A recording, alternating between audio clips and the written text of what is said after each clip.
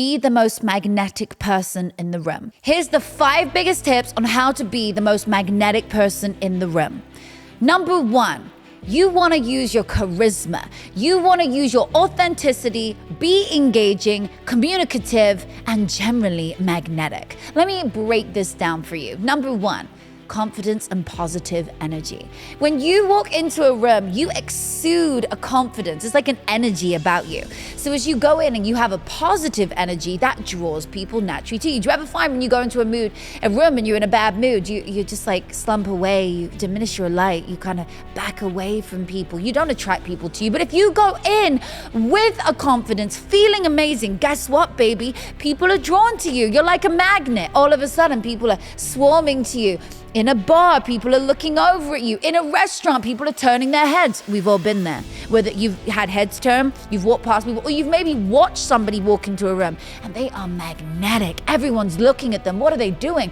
And it's not because they're wearing a bright color. Colors do help. We'll come to it. The first thing you want to think about is your energy. Before I go into a room, I send my energy out. I literally think and visualize of this energy. I send my energy throughout the entire room. I'm like, feeling the Natasha energy. I'm feeling that positive energy. Before I go into the room, I'm sending that love out there. I'm pushing out my confidence, right? When we walk into a space and we're smiling with a genuine smile, others are genuinely going to smile back. It's contagious. It's attractive. That's where you got to start. You got to send out this energy of feeling good. So you walk in smiling, like giggle to yourself. People are going to start to look at you like, who is that? Wow, I want to know them. It's contagious. It's infectious. The same way a bad mood is contagious and infectious. If I walk into a room and I'm in a slump and I'm feeling negative, playing the victim, and I just generally had a bad day and I just project it out to everyone around me because it makes me feel better doing it. And we've all been there where we've, inadvertently sent out bad energy. Well, guess what? People around you are going to feel that. And I don't want to be near them. No, I don't want to be near that. They're just not going to want to be near you. So go into the room and feel good. Even if you had a shit day, even if right before you went into that room, something negative was going on. Change your energy the minute you go in that space, whether you're at an event, a dinner, a lunch, a bar, a date, doesn't matter where you go. Show up and feel good. Every day you get a choice of whether you are going to show up or whether you are going to show down. I choose to show up. I choose to play big. I choose to feel amazing. How will you choose to show up? Number 2 is active listening and empathy. When you show genuine interest in practicing active listening, people are more likely to be engaged by you. When we ask open-ended questions about someone's interests, opinions, and experiences, we're engaging with them. We're saying, how are you? What have you been up to? What have you created? Tell me about your life. How did you get here? You ask them things that allows them to share their interests. They then empathize with us. They then want to know more about us. We become interesting. We then become the most magnetic. When we empathize with their responses and we genuinely engage in meaningful conversations, this is what makes people feel validated, valued, and understood. And everywhere you go, you want to make someone feel heard, valued, loved, and understood. Everywhere we go, there's a beautiful Erykah Badu song that sings about this. Everywhere we go, we want to show interest. So when someone's talking to you, just listen. Tell me more. Lean in. Listen. Don't be like looking around, like unentertained, like, who's that? That is going to make you the most uninteresting person in the room because you are not interesting in yourself. Wherever I go, I always maintain a feeling of being the most interesting. I'm listening to them. I'm asking them questions. I'm observing their thoughts, their comments, and I'm looking at them. I'm directly engaging with them. I'm not letting my eyes wander when somebody really cute walks by. No, I'm not doing that. I'm focusing. I'm staying with the moment, with the person. I'm showing active listening and empathy skills. If you do that, people will find you magnetic. They will want to be around you. They'll be like, wow, something about that person that's just energetically beautiful, powerful. Okay? That's number 2. Number 3, passion and enthusiasm. When you share your passions and your interests with enthusiasm, people are more likely to be drawn to you.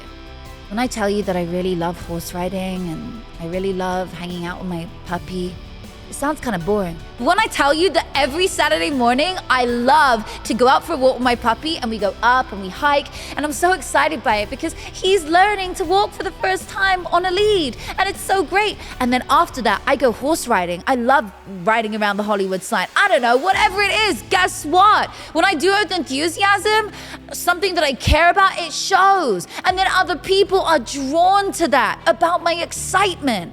Excitement is the most contagious thing.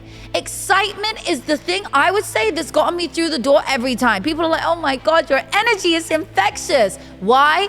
Because I show up with excitement, with energy as an inspiration so that I inspire others. If you go out every day and you aim to inspire one person, imagine how many people you will inspire because of that one person. They are inspired by you, they'll go home and inspire somebody else. And they'll go about their day, and then that person will go and inspire somebody else. It is the most powerful feeling. Share your passions and interests with such excitement and enthusiasm, even if it's just a hobby. Whatever it is, something you've recently done, a recent experience, use enthusiasm to describe it, what it felt like when you did it. Tell people about it. Tell people about why you love it. You seem interesting. Somebody who has hobbies and passions, whenever I ask people, hey, what do you like to do on the weekend? They're like, nah, nothing, maybe a bit of work. I'm like, wow, you're really interesting. Not. I want to be around people who are just as excited as me because you're an average of the 5 people you spend time with, baby. So if you are socializing with people who are on a lower frequency, you're going to go to that. You want to make your interactions with people more memorable. How? Show excitement. So when they leave your company, they leave feeling elevated. When people watch you from afar in a room and you're telling a story with excitement, they are drawn to you more naturally. Wow, the way people are huddling around that person, my God, I want to be like them. Like the energy of that person, they're just demanding an audience, they're commanding an audience. When I go into a room, usually within the first 10 minutes, I got most of the group coming around me, asking me questions. And it's not just because they know me from my work. Some of them have no fucking idea who I am. Why? Because I'm magnetic. Because I use the skills I'm teaching you right now and I implement them when I'm speaking, when I'm around people. I exude an energy which is infectious of positiveness. Of positiveness. It works. Number 4, storytelling and anecdotes. You want to master the art of storytelling, sharing your personal anecdotes, experiences, or insights that captivate your audience. A well-told story is something that creates a strong connection and leaves a lasting impression on those you interact with. Let me give you an example. I remember standing once, I went to this beautiful dinner. It was a long table, all women's only, special event, charity dinner. And I knew absolutely nobody in there apart from the person that had taken me along. And she was so busy. She was almost like the hostess. So she was with so many people and busy off doing her thing. And as we go in the room, we then walk outside and we go and sit in this beautiful garden. I'm like, oh my goodness, like it's so awkward for me to go over and just speak to people. So I spoke to one person. I was like, how's your evening? Who do you know here? I started interacting with them using the other 3 skills I just taught you. And then I started to tell a story. Somebody else came along and I was like, instead of ignoring them, you know, when someone else walks into a group, most people are just like, they ignore them. I was like, come in. And I started telling a story and I was describing how I met my partner at the time, my marriage. And I was like, this is how I did it. And I started to notice somebody else came along. I was obviously oozing this magnetic energy. And all of a sudden, somebody else came along and I was like, come in. And I was like, every time something new came, I was like, I'm just telling them like how I met the love of my life. Let me just tell you a little bit more. And somebody else came in and then someone was like, oh, yo, you have to come listen to this girl. And all of a sudden, I shit you not, there were 10 people around me, all listening, all these ladies listening to my story. And I was like, does anybody here want to find love? Because I'm happy to go in a little bit deeper and tell you more. And they were like, yeah, I do. And I was like, me. And so all of a sudden, they're standing totally interested in listening to how I met the love of my life. And I was like, wow, this really is a thing. So I started to use anecdotes and stories and description with the way that I met the love of my life. Instead of saying, yeah, we met online. No, We met on Clubhouse, and our wedding was in the New York Times. And it was such a beautiful place because I went into this room one day during COVID, and I was wearing my pajamas and no makeup, and he couldn't see me, but I heard his voice. And I started describing how we met. It was so powerful. Then they were like, what happened then? And they started asking questions, and I started really leaning into it, and I started demanding this audience around me naturally just through the way I was telling my story. And I wasn't even using a loud voice. I was just kind of speaking here and laughing a bit and making a joke here and there and going along, speaking in a nice tone. But it was so engaging to the people around me that I became the most magnetic person in the whole event. And then they asked me to come back and do a talk at the next one. This can happen for you too. Just have some stories up your sleeve. You know, I know my best ones. The work that I do in the world, scripting, how I've scripted for love, money, happiness, how I use scripting. Like in my TED Talk, and if you haven't seen it, go watch it. Just type it into YouTube, scripting, Natasha Graziano. So TED Talk. And I use scripting to manifest everything. So I tend to talk about that at parties. What is your topic? I talk about that because it works, because it's genuine, because it's authentic, and I have results to show it. I live in my dream home. I have my dream homes in multiple places, cities. I have this, they have that, whatever, all these things. But I use it to say, hey, someone else, you can do this too. I don't use it to boast. I use it to say, if you're not living your best life, let me show you how. So I talk about that at events. What is your thing you're going to talk about? Is it the fact that you're an amazing coach? Is it that you are somebody who is great at helping people feel their best? Whatever it is, you don't have to sell your services. I'm not selling my services. I'm just saying a personal story about what worked for me, how I met the love of my life through writing it down, how I did it in a certain way, what type of writing down, what is your story? You know, I've got a couple of other stories that I might share that are funny. And if you're my partner at my events, you'll see it, or anywhere I go, you're like, oh God, she's using that story again. But that's because we know how to engage an audience, how to ignite the interaction of an audience. Do you get it now when you hear people repeating their stories? Because they know that worked the last time, so it'll probably work this time.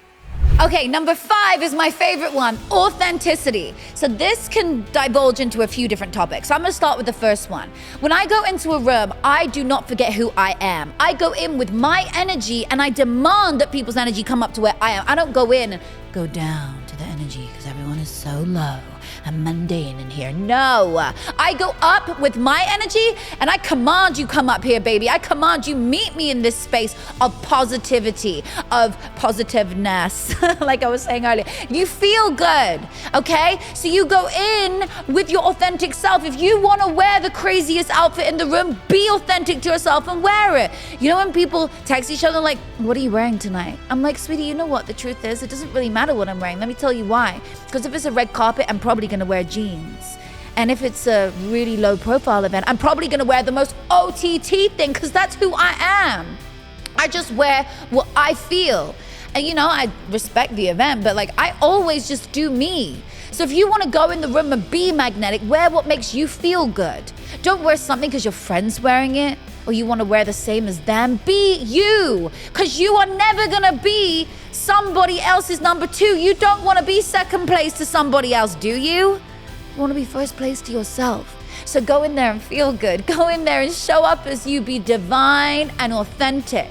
And just know, I'm showing up as me, and this is who I am. So I love to wear leather. I wear a lot of leather all the time. It makes me feel good. That's authentic. So that's one part of being authentic. The other thing is not agreeing with somebody just because you feel easier. So if somebody says a statement that you really don't agree with, you don't have to go, yeah, I agree, to fit in. No, say, I respectfully disagree. And then say your point. They'll be very interested by what you have to say. Or just be like, and then find a way to kind of go somewhere else if you don't agree with what they're saying. You don't have to make a scene of it. You don't have to be rude about it, but own who you are. Own who you are, every part of you. Have topics that you don't know about that you want to learn about. Be open to conversation, but be authentic to who you are. Don't be stubborn. Don't be too opinionated. When you're in a room and you're like, no, I believe in this. No, I don't do that. Oh, I'm offended by this. Anyone that's easily offended, let me tell you, your life is going to be so much worse than anybody else's. And anybody that's, I only do this and I only believe in this is really going to struggle. with making new friends, with building new relationships and learning anything new because they're so stuck in their set ways. And by the age of 30, we're literally just a bag of habits. That's all we are. So I just know that I'm never too firmly opinionated, but when I know something's really good and worthwhile, I'll share it. But nothing too strong, nothing around politics and religion. I just avoid those topics in public scenarios. I'll talk about them maybe somewhere else, unless this is your forte and it's your profession, okay. But I choose to not go into a new environment and talk about those two topics. And whenever in doubt, remember this. Talk about the weather and the roads. And you'll be the most magnetic person in the room if you follow these 5 steps. I can't wait to hear how it goes for you. Drop a like and a comment if you've enjoyed today. And the next video coming up, I think you're gonna love. So hit that there or there so that you can go and enjoy the next one and dive deeper into the rabbit hole on the life of your dreams and learn how to activate it, how to script for love, happiness, success in every area of your life. There's a link below if you want to join our scripting society. It's so exciting. It's something that you can do for you every week. You join us. I coach live. If you like these videos, you'll enjoy me coaching live because I sit down and I coach you every single week. And we go deeper into scripting for love, scripting for happiness, scripting for money, scripting for health in every area. I show you what to do with tangible, interactive exercises, meditations. You get access to our private members community, our app. You also get access to high-level events and celebrities that I work with when you come in on the higher levels. And you get access to my one-to-one coaching. So hit that link below. Come and join us at our Scripting Society, and I'll see you there on Tuesday.